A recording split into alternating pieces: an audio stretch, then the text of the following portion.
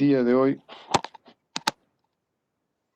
es la continuación de las anteriores, porque partiendo de la idea de la eugenesia y de quién es el que puede decir quién debe vivir y quién no debe vivir, aparece la idea de la interrupción del embarazo. Este problema de la interrupción del embarazo va a tener muchas aristas y vamos a verlo desde muchos puntos de vista. En ese sentido, la discusión acá es bastante compleja. Pero esta discusión tiene que empezar desde algo que se denomina el estatuto del embrión. Entendiéndose como estatuto,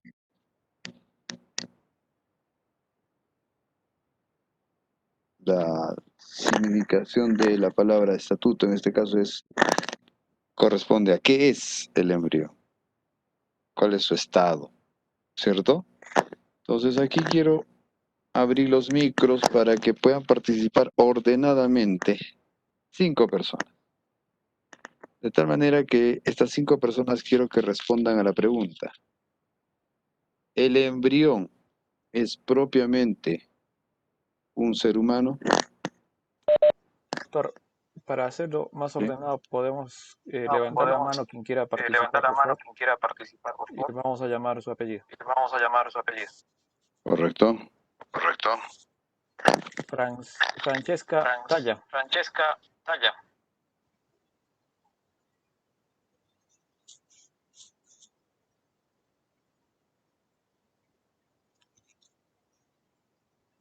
¿El embrión es un ser humano? Desde el punto de vista mío, el embrión todavía no sería un ser humano. Cuando yo lo considero un ser humano, cuando recién empieza a latir su corazón del embrión, ¿no? Ya.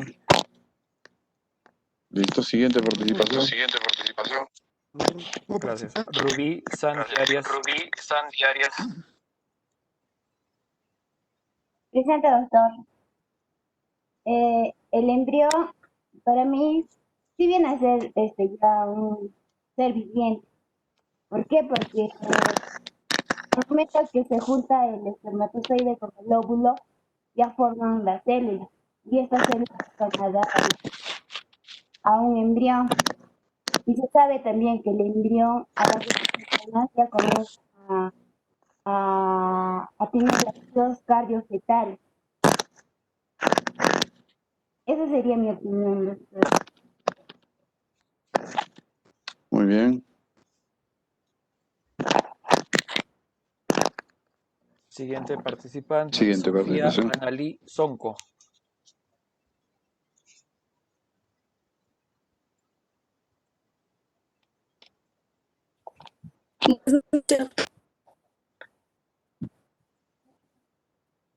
Adelante.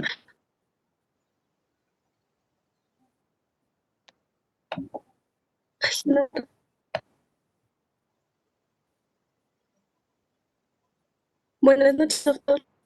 Buenas noches, adelante. Desde mi punto de vista, sí la considero como un ser humano.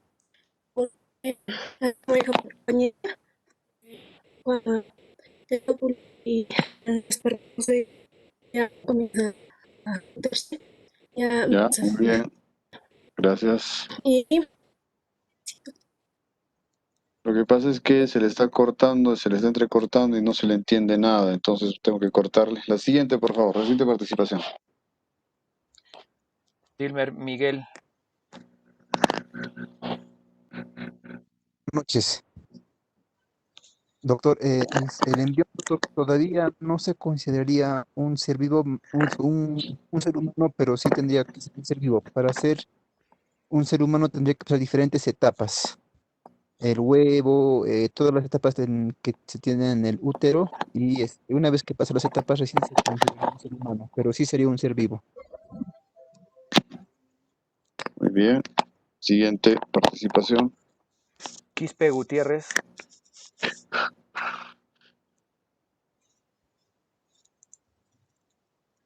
Doctor presente, doctor, buenas noches. Buenas noches, adelante. Doctor, en mi punto de vista, el embrión sí se considera una vida. Pienso que la vida se considera, o sea, desde la concepción, desde el momento en que el óvulo y el espermatozoide se fecunda, desde ese punto. Ese sería mi punto de vista. Bueno, eso sería en el aspecto biológico, ¿no? Ese sería mi punto de vista, doctor. Muy bien. Hagamos una más, doctor Emilio. ¿Alguien más que quiera participar? Los que ya... A ver, Muriel Mamani. Los que ya participaron, por favor, bajen la mano. Doctor, buenas noches. A mí me gustaría participar porque yo creo que si vemos el embrión se considera una persona viviente, lo podemos ver desde diferentes puntos. Por ejemplo, desde un punto religioso, yo creo que para todas las personas que somos creyentes, desde el momento de la concepción o desde el momento en que el espermatozoide entra en el óvulo, ya se considera vida. Ese sería mi punto de opinión, doctor. Gracias. Muy bien. Una opinión más, doctor Emilio, por favor. A ver, los que participaron, por favor, bajen la mano. Muriel Mamani y Ruby Sandy, bajen la mano, por favor.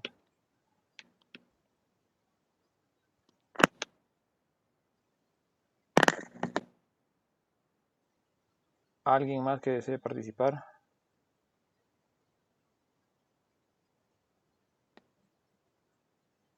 Jacqueline Norma Puma.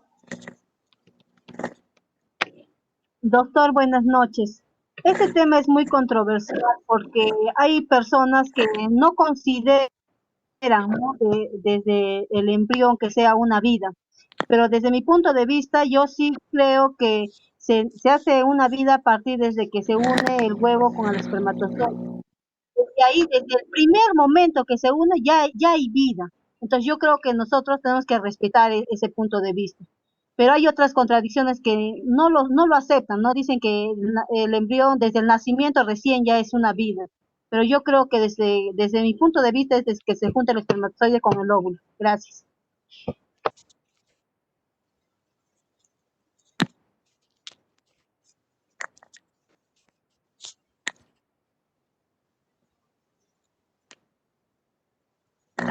Bien, muy bien. Listo, han sido algunas participaciones. Entonces, miren ustedes que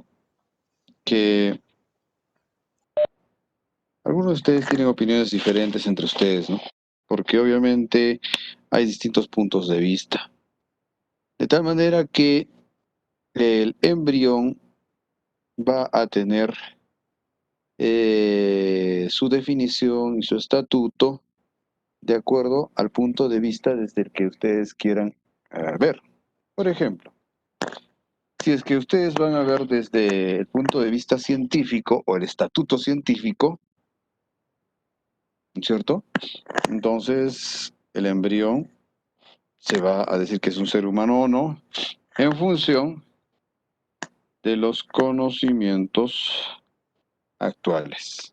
Ojo, en función de los conocimientos actuales. ¿Esto qué quiere decir?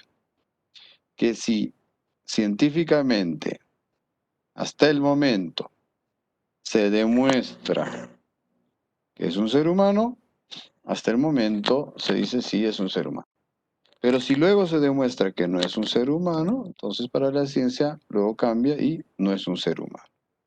Y luego se desdicen y dicen de nuevo que sí era un ser humano.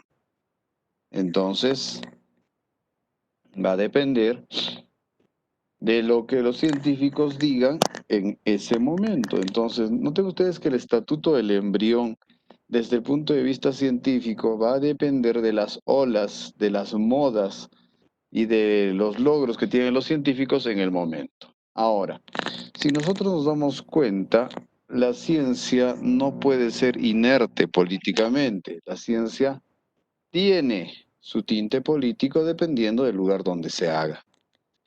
En el momento en que había el racismo de la eugenesia, que habíamos conversado la clase pasada, pues la ciencia nos decía que la mejor raza eran los alemanes y todos los demás éramos un conjunto de indios que no teníamos derecho a reproducirnos.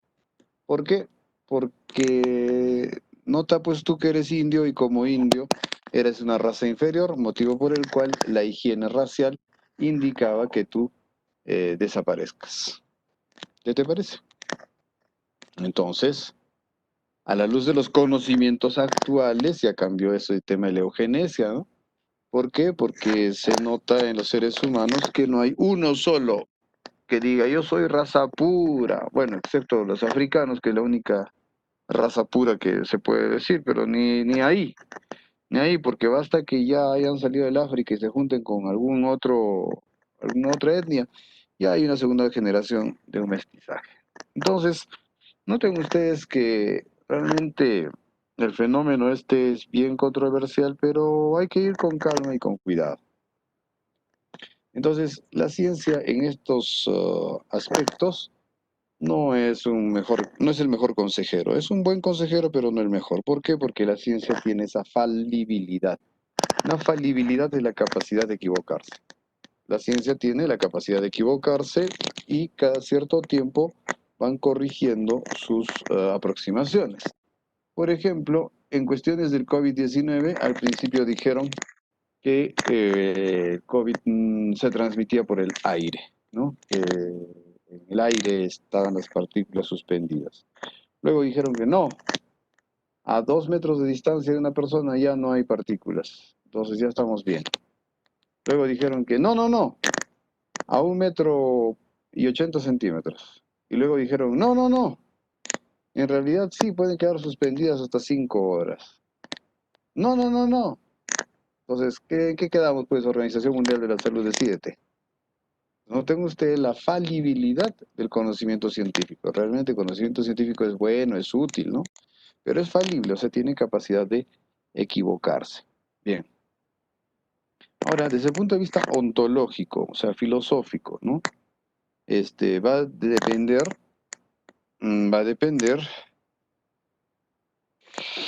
de la teoría, teoría filosófica que uno profese. Entonces, de tal manera que este estatuto ontológico filosófico va a depender de la teoría filosófica vigente también. En tal sentido, actualmente las características humanas esenciales, ¿no? El ser humano tiene unas características humanas esenciales y considera como ser humano a la entidad que las posee, ¿no? De tal manera que hay que definir qué cosa es un ser humano primero. Entonces, si nosotros decimos un ser humano es el que tiene potencial de reproducirse, el embrión es ser humano. Si es que definimos como ser humano aquel que tiene capacidad de ¿qué más podría definir a un ser humano? De inteligencia. Entonces vamos a depender de que la ciencia compruebe si es que hay inteligencia o no en el embrión. ¿Listo? ¿Qué más podemos decir? Pues que nos diferencie como ser humano. Que tenga espíritu y que tenga alma. Bueno, tendremos que pedirle al estatuto científico que nos diga si el embrión tiene espíritu y tiene alma, ¿no? Entonces, noten ustedes que desde el punto filosófico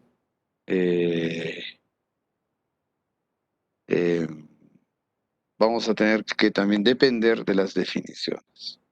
Bien, ahora, si entramos al estatuto ético. desde el punto de vista ético. Vamos a decir que el embrión va a ser humano en función de que tenga dos cosas. Primero, que tenga valor moral. Y en segundo, el grado de protección que merece. En función a eso, podemos decir que el embrión es un ser humano, ¿no? ¿Tiene valor moral esa entidad? Si tiene valor moral, entonces éticamente hay que protegerlo, porque merece protección, ¿no? Pero si esa entidad, esa cosa llamada embrión, no tiene ningún valor moral, entonces no, pues no es un ser humano, ¿no? Pregunto a 3 de mis estudiantes, ¿el embrión tiene valor moral? Ya hemos definido moral y hemos definido valores en las primeras clases. Recuerden esos conceptos. Pasa a levantar la mano, doctor Emilio. Primero Jacqueline, Norma Puma. Adelante, Jacqueline.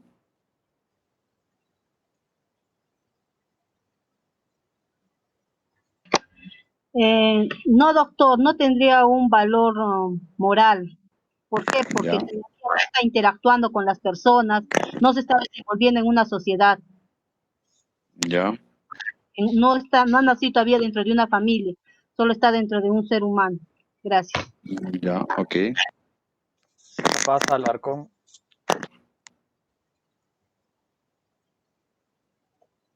Doctor, buenas noches. ¿Qué tal? En el tema de sería que el embrión sí tendría moral o valores, creo que no, porque todavía no se está sociabilizando, cumpliendo las etapas.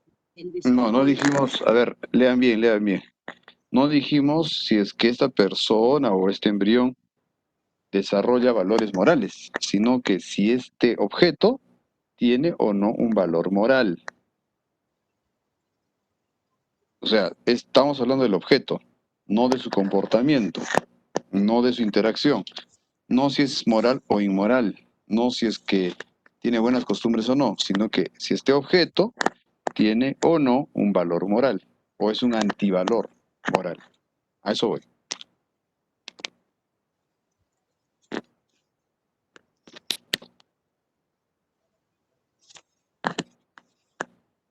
Erwin Chipana.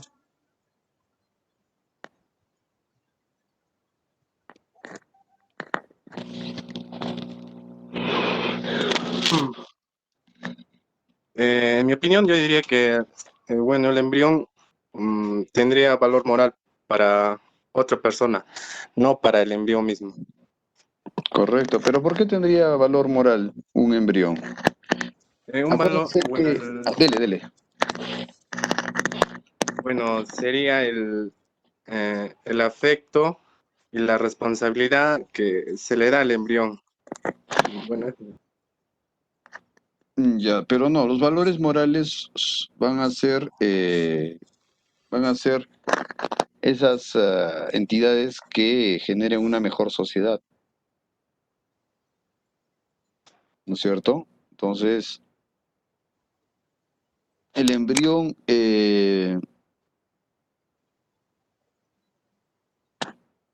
tener embriones, ¿es mejor o no es mejor para una sociedad? Esa es la pregunta. Porque si tener embriones es mejor, entonces tiene valor moral. Si tener embriones no tiene sentido, ¿cierto? Entonces no tiene valor moral. A ver, adelante. para dos personas, digamos, sería varón-mujer, el embrión sí tendría un valor moral. Sería, ¿cómo explicarle? No, estoy perdido. Bueno, para la sociedad también sería, para una familia que, digamos, ya del padre de la mujer que tiene el embrión, digamos, su enamorado no podría tener Por ejemplo, mi hijo sería estéril, ahí sería el problema. Bueno, Ya. Listo, muy bien. Última participación, doctor Emilio. Siguiente. ¿Alguien más que quiera participar? Levante la mano.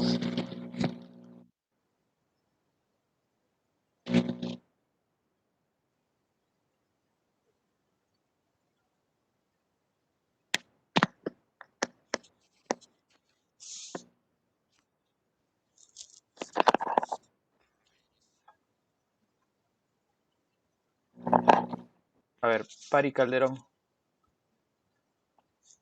Gloria. Buenas noches. Doctor, buenas noches. Mi opinión es que, bueno, de acuerdo al tema que hemos avanzado anteriormente en las primeras clases, tocamos un punto, lo que era el desarrollo de una conciencia moral individual, donde esta nos quería decir de que el comportamiento individual debe estar en concordancia con nuestros valores. Y por lo tanto, los valores en sí se podría decir que se crean una vez que se podría decir que el niño nace, ¿no? O sea que lo aprendemos o sea, en el entorno familiar. Y por lo tanto, lo que el feto, o sea, se podría decir que no interfiere todavía en lo que va a ser en el acto familiar o sea, para obtener esos valores. Eso sería. Ya, listo, gracias. Bien, entonces miren ustedes. Cuando se discute acerca de si el embrión es un ser humano o no, va a depender desde el punto de vista que se vea. Y cuando hablamos desde el punto de vista que se vea, vamos a tener distintos puntos de vista, ¿no? El primer punto de vista es decíamos, el científico, y en el punto de vista científico va a depender de la cita bibliográfica que agarres y del momento en el que estés. Entonces va a depender de los conocimientos actuales. Si uno dirá, por ejemplo, ¿no?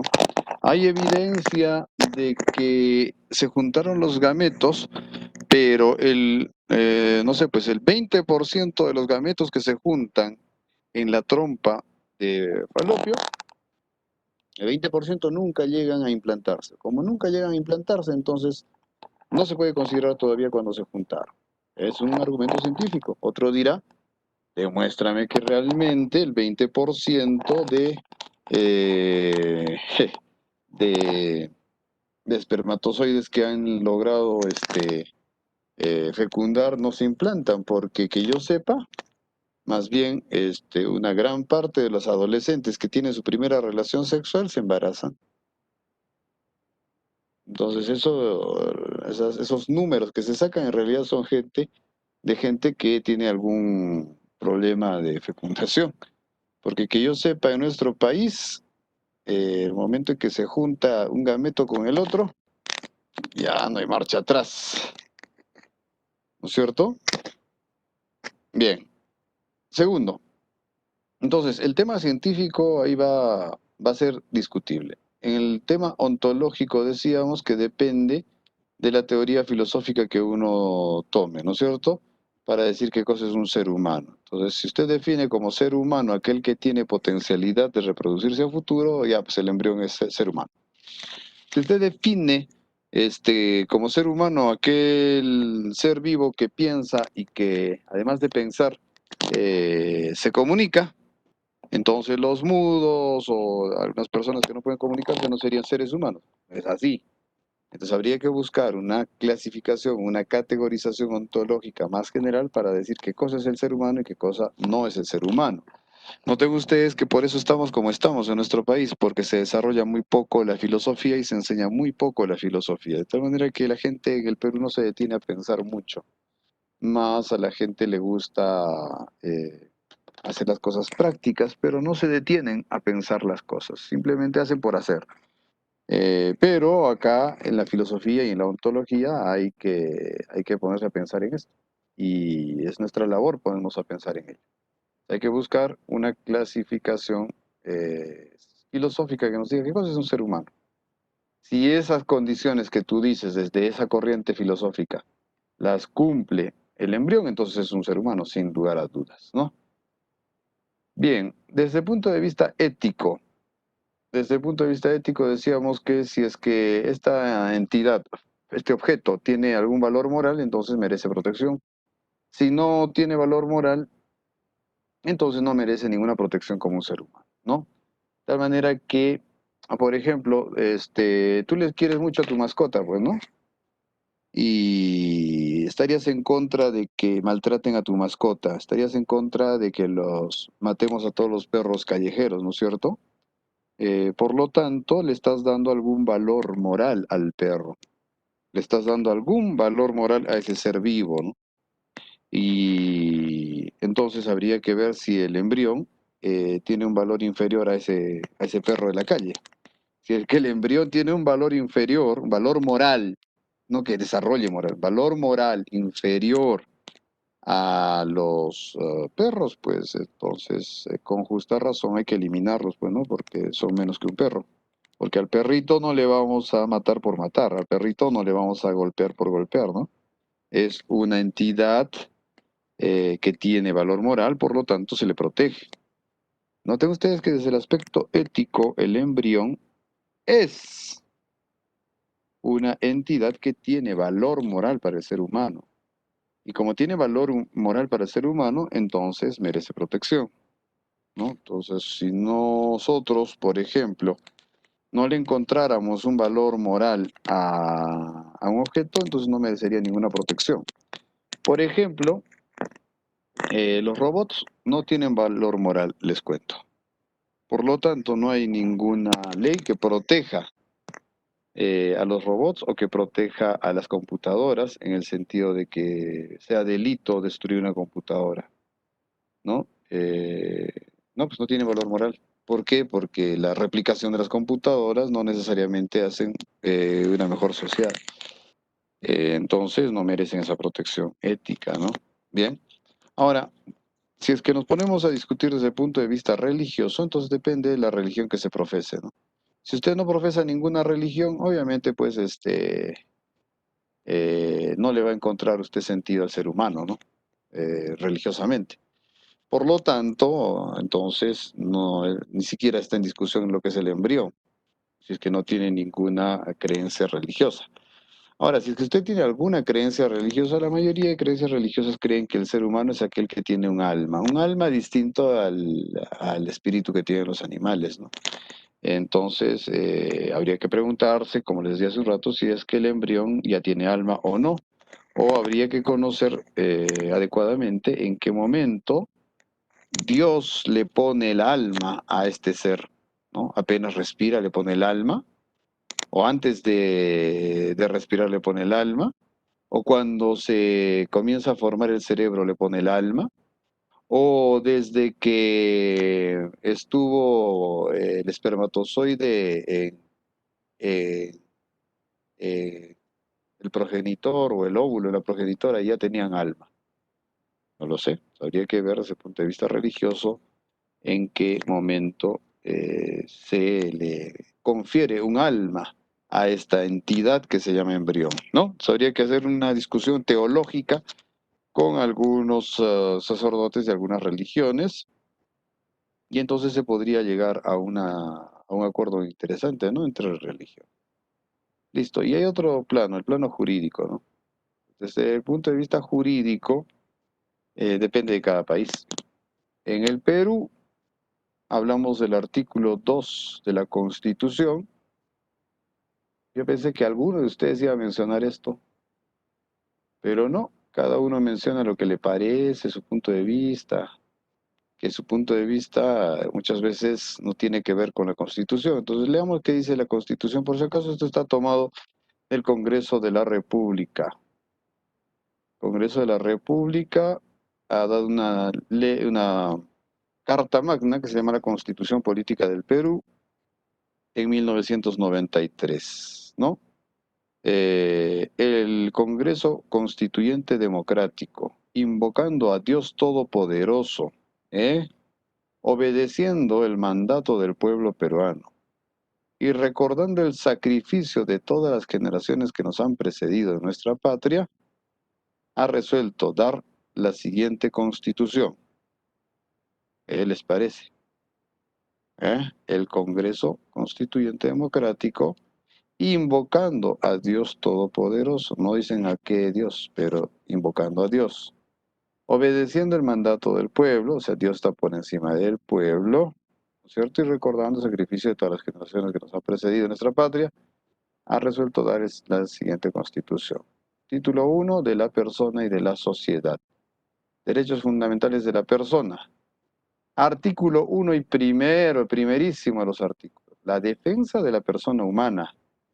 Miren, y el respeto de su dignidad son el fin supremo de la sociedad y del Estado. Acá no te están diciendo que el fin supremo de la sociedad y del Estado es la economía, no te están diciendo que las AFPs son el fin supremo del Estado, no te está diciendo que las empresas son el fin supremo del Estado. No, la defensa de la persona humana, ¿listo? Y el respeto de su dignidad. Acá está, el respeto de la persona humana. Entonces, para hacer esta constitución, ha tenido que pedirse, pues, la consulta a filósofos del derecho, a algún letrado en estas cosas, ¿no? Bueno, ¿y qué dice? Que esta persona humana, toda persona tiene derecho ¿a qué? A la vida, a su identidad, a la integridad moral, psíquica y física y a su libre desarrollo y bienestar. El concebido es sujeto de derecho en todo cuanto le favorece. ¿Qué les parece? ¿Cierto? Bien. Entonces, desde el punto de vista jurídico, acá no hay duda. El concebido es sujeto de derecho en todo cuanto le favorece. ¿Qué quiere decir? Que esta es una constitución de gente que cree en Dios, ¿cierto? Y que nos está diciendo la Constitución, desde dos puntos de vista, nos está diciendo, desde el jurídico y desde el religioso, qué es lo que se considera en el Perú, ¿cierto? El embrión. El embrión se considera que es un ser humano, y esto no depende, para el plano jurídico, no depende de lo científico ni de lo ontológico, ¿no? Sino que nos está diciendo que es el fin supremo, por lo tanto hay que protegerlo. ¿Listo? ¿Por qué?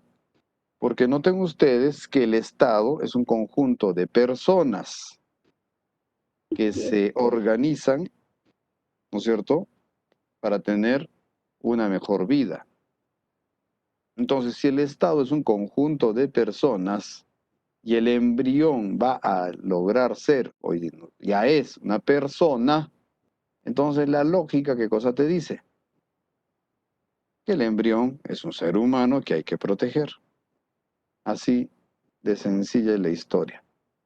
No, que mi cuerpo es mío de mí y que no sé qué, que no sé cuántos, y lo que crezca dentro de mi cuerpo me pertenece y con lo que está dentro de mi cuerpo yo hago lo que me da la gana. Esos son puntos de vista de algunos grupos que tienen un planteamiento político más allá del análisis científico, filosófico, ético, religioso o jurídico, ¿no?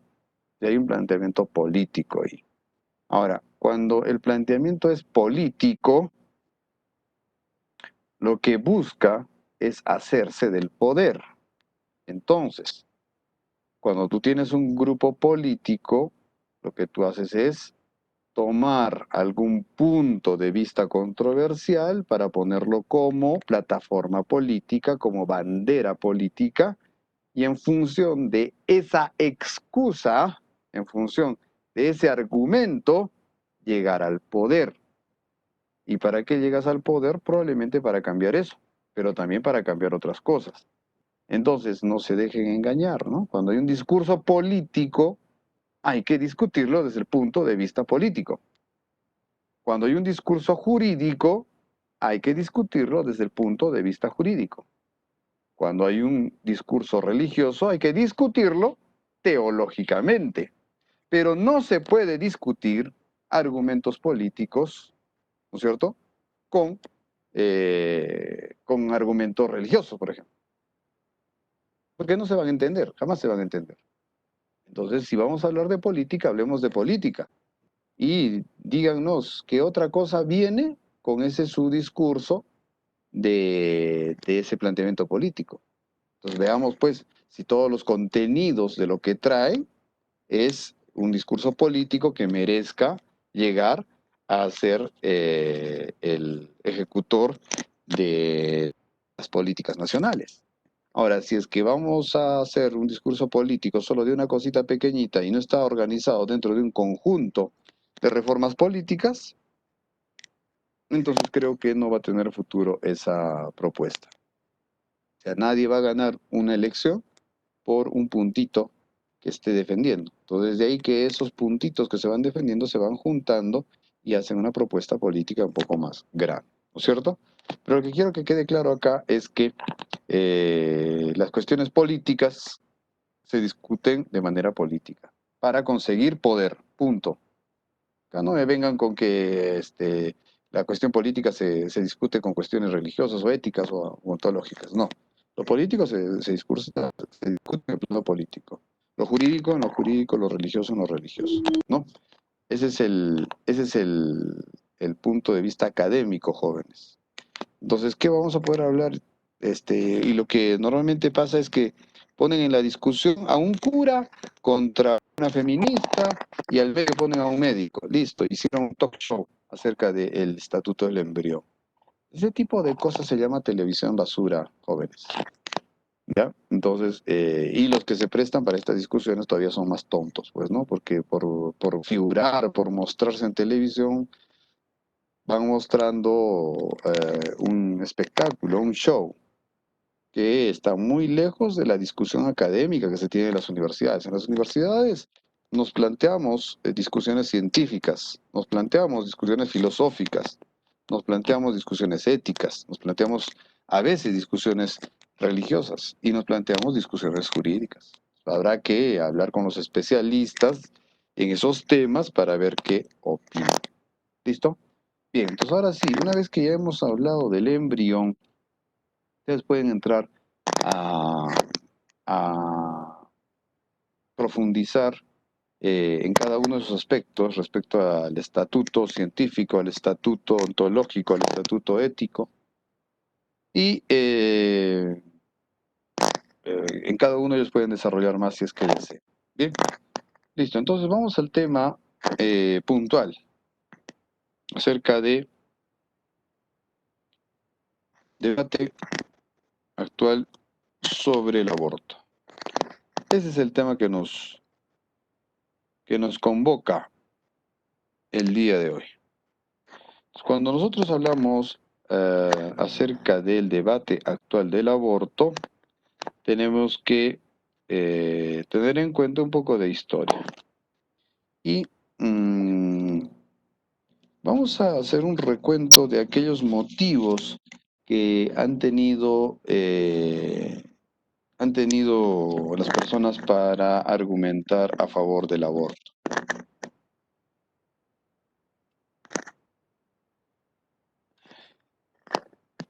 Uno de los argumentos que se ha tenido respecto a la justificación del aborto es la siguiente. Primero, que antiguamente se argumentaba que el aborto podía ser, digamos, bien visto cuando había la necesidad de salvar la vida de la madre. Entonces, en ese caso, el aborto estaba permitido, ¿no? Si es que se tiene que optar por la vida del recién nacido o por la vida de la madre, se opta por la vida de la madre. ¿Por qué? Porque la madre puede tener más hijos. En cambio, ese pobre niño que no va a tener quien lo críe, entonces se toma la decisión de salvar la vida de la madre. Bien. Ahora, si es que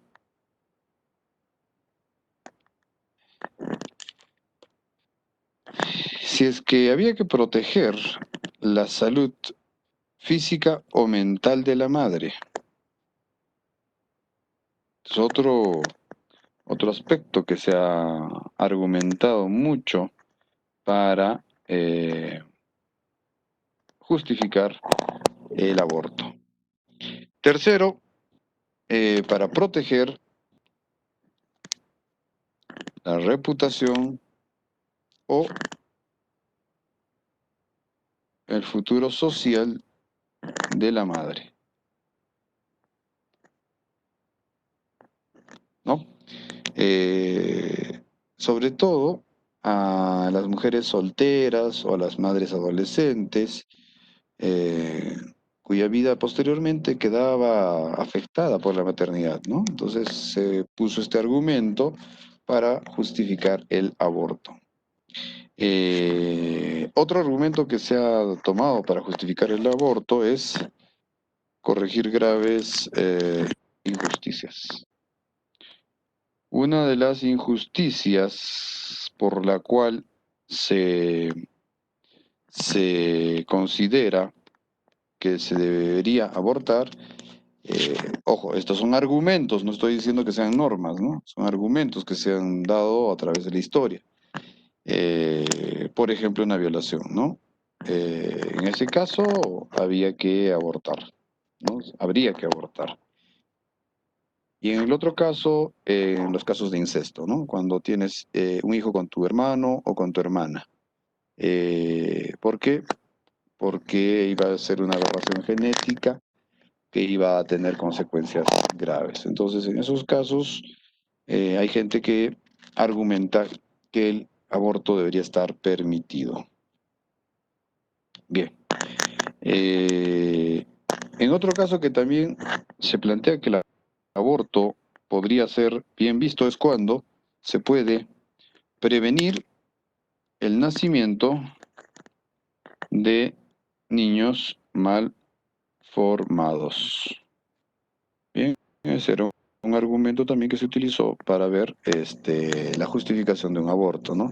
Entonces, ahí sí había una discusión, pues, ¿no? ¿Qué cosa es un mal formado? Un mal formado es un niño que le falte un ojo, un mal formado es un niño que le falte una oreja, un mal formado es un niño con 6 dedos, un mal formado es un niño con labio y paladar fisurado, un mal formado es un niño feo que ha salido con cara de tu suegra. ¿Qué es un mal formado? Entonces, dense cuenta, ¿no? Que, o sea, la línea es bien difícil de trazar. Para unos, mal formado es una cosa y para otros, otro mal formado es otra cosa. Pero ese es el argumento que se ponía para justificar el aborto, ¿no? Entonces, pero sí hay algunas condiciones médicas graves que actualmente se consideran como motivo de justificación para el aborto. Bien.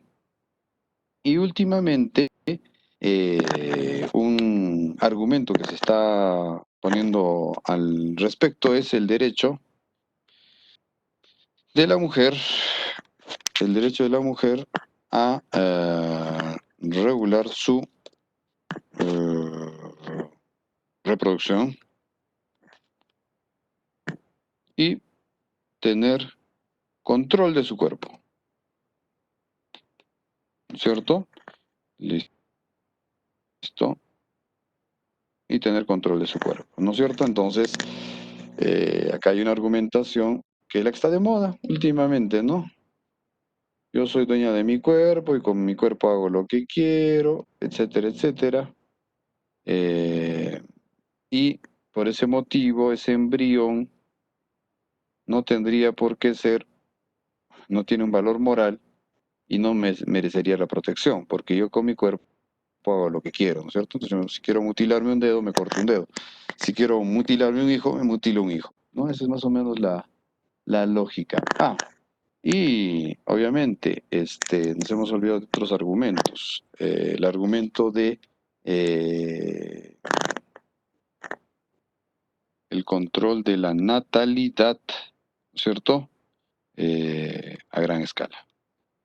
Entonces, hay países, ¿no?, que tienen una tasa de natalidad muy alta y tienen una sobrepoblación, por lo tanto, podrían dar la norma, inclusive, de tener un solo hijo, ¿no? Entonces, por cuestiones económicas, por cuestiones, vamos a decir, sociodemográficas, ¿no? Y porque ya no sería viable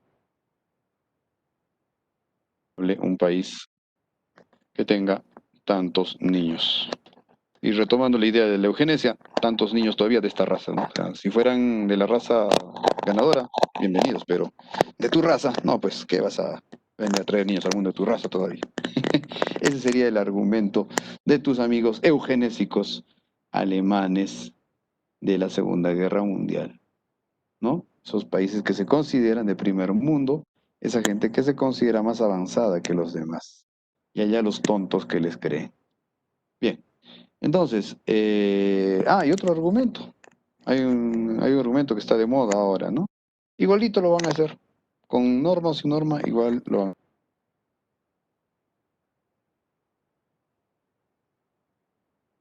¿Listo? Entonces, esos son los argumentos por los cuales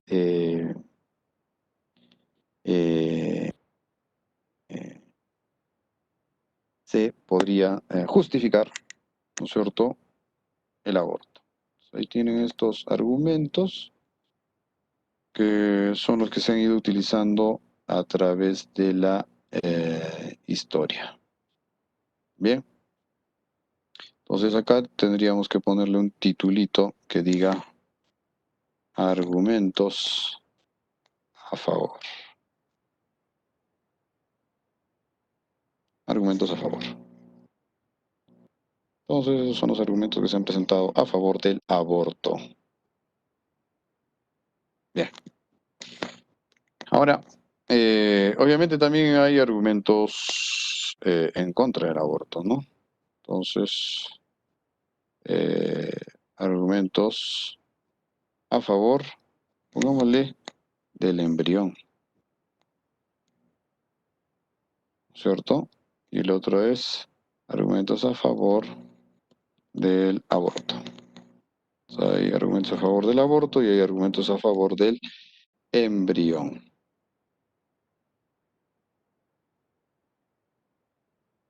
¿Listo? Muy bien.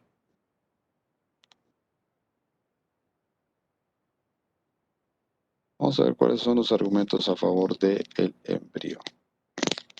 El primero de los argumentos a favor del embrión es acerca de el valor absoluto de la vida y de la vida humana en especial. ¿No es cierto? Entonces hay gente pues que cree que todo ser humano merece vivir. Y esta gente que dice que todos merecen vivir y que todos somos iguales ante la ley, nos plantea que el valor absoluto de la vida humana está por encima de cualquier valor. Tanto así que la Constitución de tu tío Alberto Fujimori de año 1993 pone como uno de los principales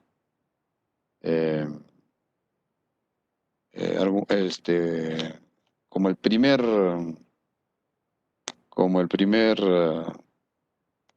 artículo de la Constitución que decíamos: la defensa de la persona humana y el respeto de su dignidad son el fin supremo de la sociedad y del Estado, ¿no?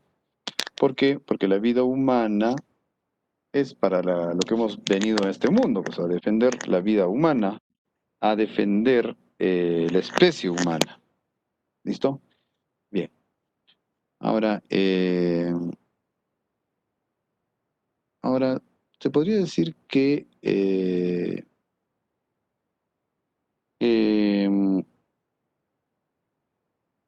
el segundo argumento que se ha tenido en contra del aborto y a favor del embrión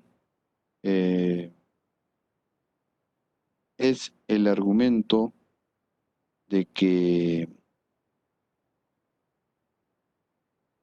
el embrión en sí pertenece a la especie humana. ¿Listo? Entonces no está en discusión el valor de la vida humana. Y no está en discusión que el embrión pertenece a la especie humana, ¿no es cierto? Entonces, si es que pertenece a la especie humana, y te pongo un entonces para que te acuerdes, entonces, si pertenece a la especie humana, entonces hay que protegerlo. ¿Por qué? Por una argumentación que ya hemos visto aquí, ontológica y, ética, ¿no? Si tiene valor moral, o sea, si pertenece al ser humano, entonces merece protección. Bien. Ahora, hay un tercer argumento a favor de este embrión. La potencialidad de desarrollo, de autodesarrollo. ¿Qué quiere decir esto? Que el embrión cada embrión es único, ¿no es cierto? Y tiene todo el potencial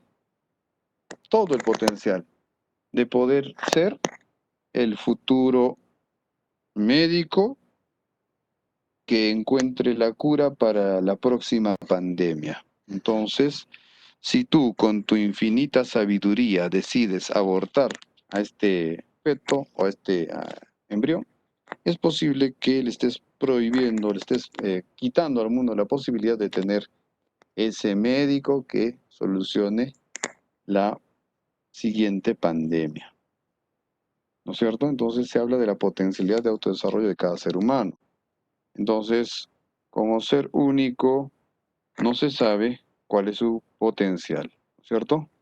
Tiene un potencial desconocido, que podría ser probablemente el peor criminal de la historia, o podría ser, no sé, pues de repente el salvador, el que invente un modelo económico que supere el capitalismo y el comunismo y el socialismo. Y entonces en tu infinita inteligencia le estás privando al mundo de tener este economista que pueda realmente darle a este mundo una mejor salida. Eso es lo que argumenta esta gente al respecto. Bien, entonces, sin embargo, hay gente que también ha argumentado que el embrión tiene un valor simbólico. ¿Y a qué se refieren con valor simbólico? ¿No? Que el embrión es conocido pues como el milagro de la vida. El milagro de la vida es reconocido por múltiples culturas como la continuidad de la vida, la continuidad de la especie, ¿no es cierto? Entonces, por ese motivo, el embrión tiene un valor simbólico para muchas culturas, de tal manera que hay que entender también ese argumento, ¿no? Ahora, los embriones van a tener también un valor sentimental, ¿no? Entonces, los sentimientos morales que genera los embriones son también importantes y son considerados otro argumento, ¿no? Entonces, estos sentimientos y emociones, ¿no es cierto?, son de carácter protector y son bastante generalizados, ¿no? Entonces no es un tema ético o moral de pocos, sino más bien de muchos. Por lo tanto, se considera que estos sentimientos morales que generan los embriones,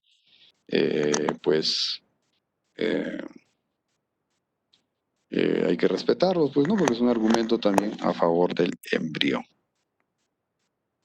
Ahora,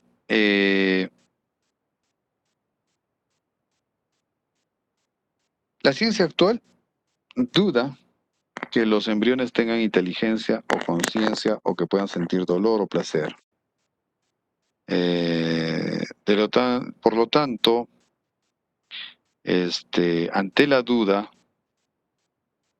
habría que optar por lo menos dañino, ¿no?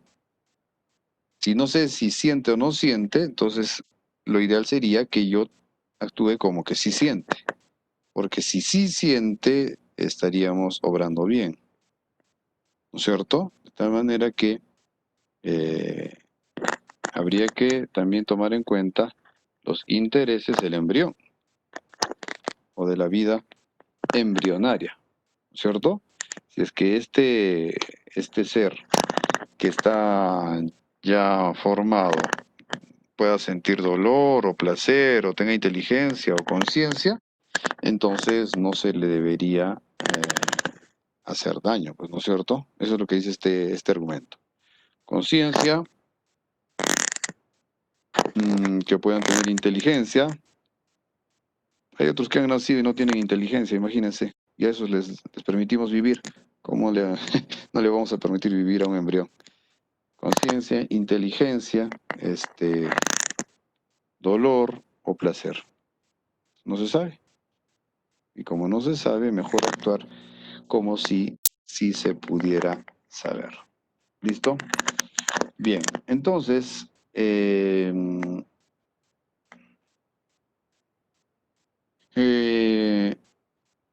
hay algunas normativas, pues, de carácter nacional que hablan respecto al tema. De manera que esa discusión que nosotros hemos venido viendo, inclusive hasta en la televisión, tiene pues todos esos argumentos a favor y en contra, ¿no? Entonces hay argumentos, ¿no? De que somos muchas personas, de tal manera que habría que reducir la natalidad desde el punto de vista ecológico, desde el punto de vista económico, desde el punto de vista social, demográfico, es decir, ¿cierto? Entonces ahí habría que ver esa situación. En cuanto al Perú, como les decía, ahí pusimos hace un rato la Constitución, y en la Constitución nos mandaba que el embrión es un ser humano y como tal se le respeta. Entonces,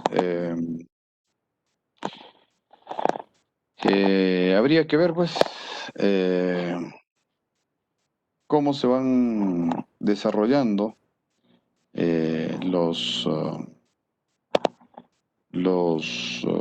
problemas del aborto, y habría que ver si es que en algún momento se hace una modificación a la Constitución, de tal manera que habría que ver esa situación. Bien, yo quisiera presentar ahora una lectura que encontré por ahí, que creo que puede ser pertinente, pero ya no la pondríamos en sí toda la lectura en nuestra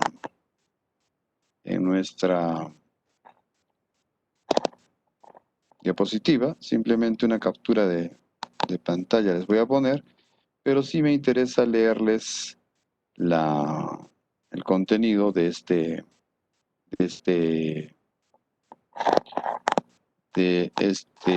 web. No sé si se está compartiendo la web, doctor Emilio.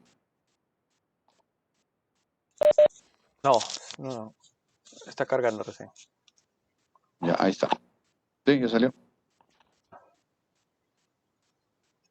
Bien, Entonces, aquí es una página web que dice Católicas por el Derecho a Decidir, Perú. Se estima que en nuestro país se realizan 371.000 abortos clandestinos por año. 371.000. Es decir, más de 1.000 abortos al día. Y citan con el número 1 una referencia bibliográfica. El 50% de las mujeres hospitalizadas por aborto incompleto son menores de 25 años. Asimismo, la encuesta nacional de la juventud, elaborada en el 2012 por la Secretaría Nacional de la Juventud, indica que en el Perú el 11.4% de jóvenes se practicaría un aborto ante un embarazo no deseado. Y el 35% de mujeres jóvenes indicó que conoce a una persona que se ha practicado un aborto. En nuestro país, desde 1924, está legalizado el aborto terapéutico, es decir, cuando esta práctica constituye el único medio para salvar la vida de la gestante o evitar en su salud un mal grave o permanente. Artículo 119 del Código Penal.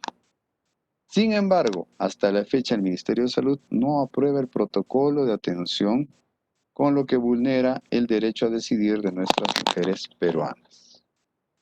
A nivel latinoamericano, en Colombia y en México, DF, está despenalizado el aborto por violación sexual, el terapéutico y el eugenésico. ¿No es cierto? Ya saben lo que es la eugenesia, ¿no es cierto? Ya. Entonces, en Colombia y México está despenalizado el aborto por violación sexual, terapéutico y el eugenésico. En Argentina, Ecuador, Bolivia y Brasil está despenalizado el aborto terapéutico y por violación sexual. En el caso de Venezuela y Paraguay solo está permitido el aborto terapéutico. ¿Por qué las mujeres afrontan embarazos no deseados? Ante un embarazo no deseado, muchas mujeres decidirán continuar su embarazo, pero también muchas mujeres decidirán interrumpirlo. Y ambas decisiones tienen que ser respetadas. Es importante resaltar que el aborto suele ser producto de una decisión personal que se toma al encontrarse la mujer en una situación límite, luego de analizar las circunstancias que rodean su embarazo. La Organización Mundial de la Salud define médicamente el aborto como la interrupción del embarazo anterior a las 22 semanas de gestación. Esto es muy importante. ¿Ya? El aborto como la interrupción del embarazo antes de las 22 semanas de gestación o antes de que el feto alcance los 500 gramos de peso. El 39% de mujeres hospitalizadas por aborto incompleto en regiones y el 12% en Lima señalaron que afrontaron un embarazo no deseado porque no pudieron abastecerse de métodos anticonceptivos en el establecimiento de salud donde solían hacerlo o porque cambiaron de método al no encontrar en el establecimiento al que venían utilizando. ¿No es cierto? 39 mujeres hospitalizadas por aborto incompleto en las regiones y 12% en Lima señalaron que afrontaron un embarazo no deseado porque no pudieron acceder a anticonceptivos. Ese es un tema muy complejo, mis queridos jóvenes. Bien. De acuerdo a la encuesta nacional de salud, ENDES, Educación y Salud, me parece que es ENDES, 2011, el 50.9% de las mujeres, 50.9% de las mujeres utilizan métodos anticonceptivos, de los cuales 35% utilizan métodos anticonceptivos modernos, es decir, casi la mitad de mujeres en edad reproductiva no utilizan ningún método y afronta el riesgo de tener un embarazo no deseado. A esto se suma que los y las adolescentes no pueden acceder a métodos anticonceptivos y que la anticoncepción oral de emergencia dejó de distribuirse gratuitamente en los establecimientos de salud. Se acordarán ustedes que hubo un problema respecto a estas pastillas del día siguiente que se distribuían antes gratuitamente en en el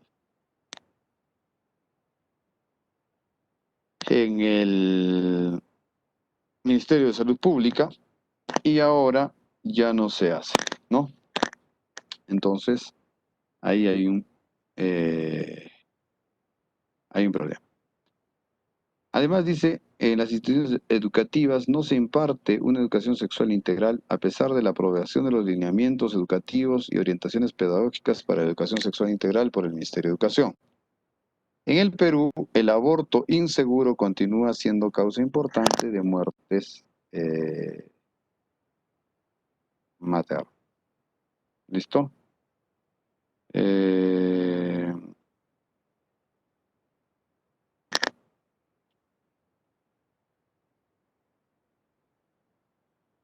¿Qué opina la población del aborto? Dice, de acuerdo a una encuesta de la Universidad de Lima, realizada en el 2010, el 57% de la población de Lima aprueba la despenalización del aborto por violación sexual.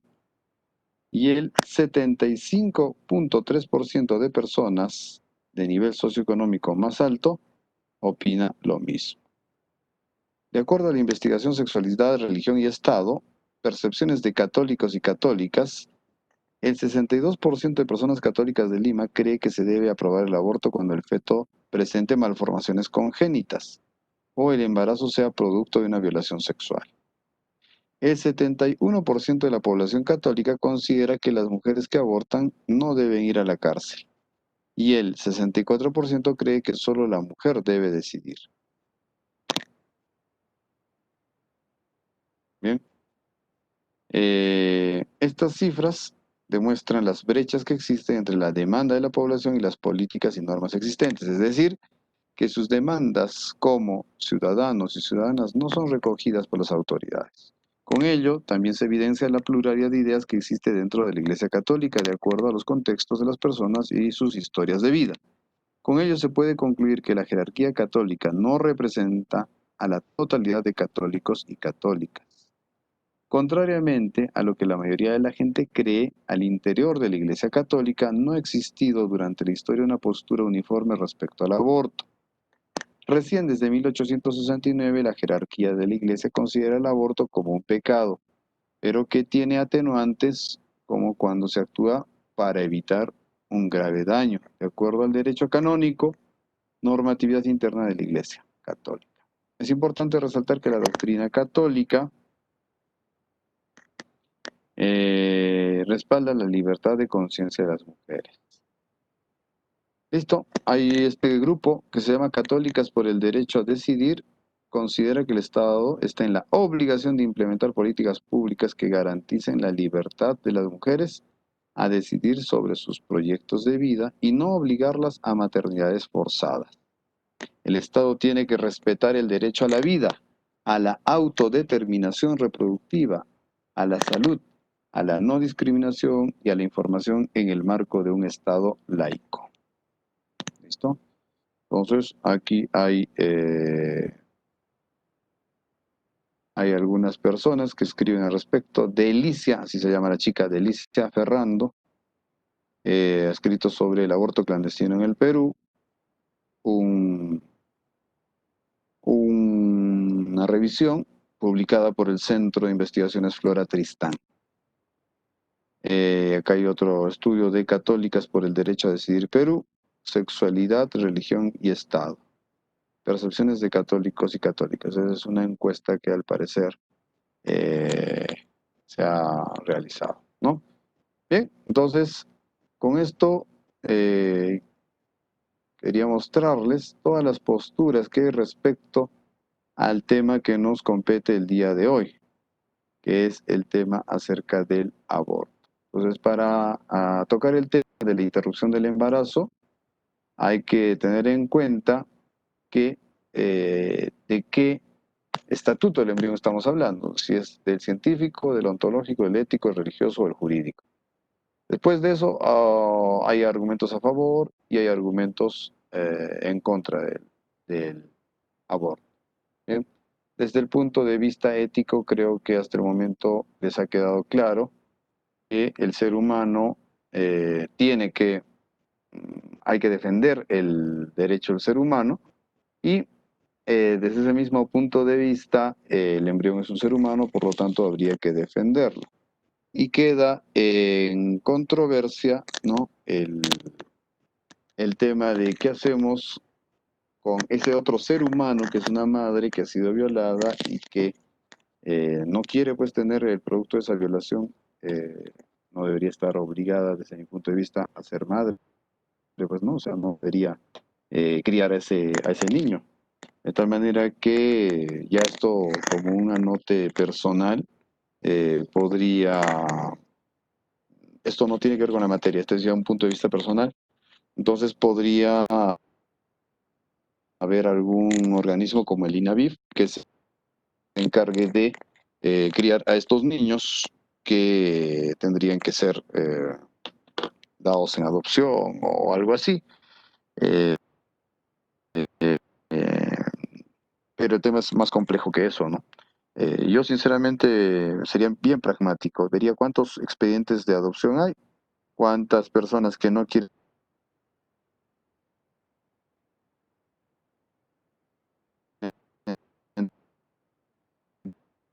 tener al hijo y chao, se acabó el asunto. Y entonces, los teóricos, que en este momento pues son personas con ideas muy anticuadas, no le ven la salida así de fácil al asunto, ¿no? Quieren hacer complicaciones basadas en argumentos principistas, en argumentos moralistas o éticos si quieren ellos, ¿no? Pero no dan una solución real al problema.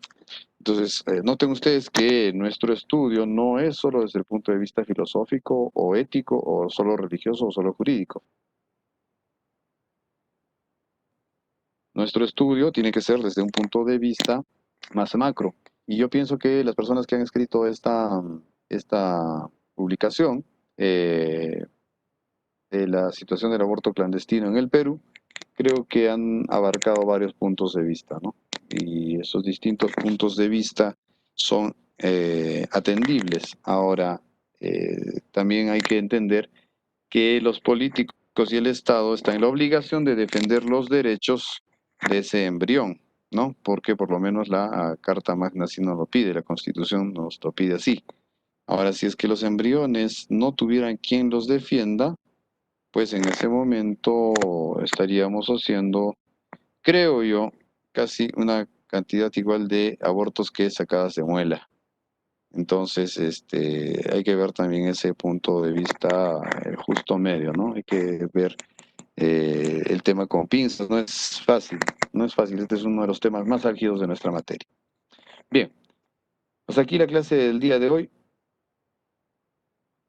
Si tienen preguntas, por favor, adelante.